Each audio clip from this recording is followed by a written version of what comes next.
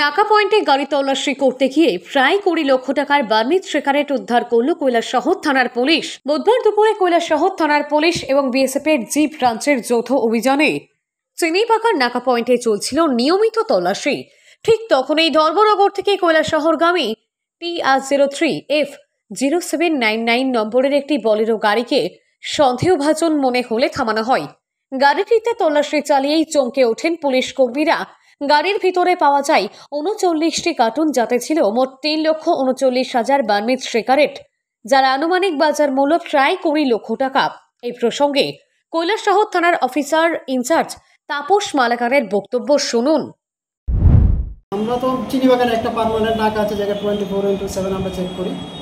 তো আজকে যখন আমরা চেক করছিলাম তখন ধর্মনগর সাইড থেকে একটা TR02F07 নম্বরের যে রেড কালারের বড় গাড়ি আসছিল, তখন ওইটাকে আমরা ডিটেন করার পরে যখন এটাকে আমরা চেক করি তখন ওইটার মধ্যে থেকে আমরা 39 কার্টুনের মধ্যে টোটাল 3,90,000 আমরা বার্মিজ সিগারেট সিজ করি। নাকা পয়েন্টে বিএসএফ এর তরফ থেকেও তারা যে ব্রাঞ্চের লোক থাকে, আজকে যে ব্রাঞ্চের লোক ছিল সে মধ্যে আমরা ওই গাড়িটি সিজ করে এবং গাড়ির যে চালক, গাড়ি চালকের সুদীপ নাথ বাড়ি তিলতই পানিসাগর পিএসের আন্ডারে আমরা ওদেরকে থানায় নিয়ে আসি এবং আইনি প্রক্রিয়া আমরা শুরু করেছি। বাজার মূল্য কত হবে? বাজার মূল্য প্রায় 20 লক্ষ টাকা। গাড়ি থেকে চালক একাই ছিলেন? চালক একাই ছিলেন।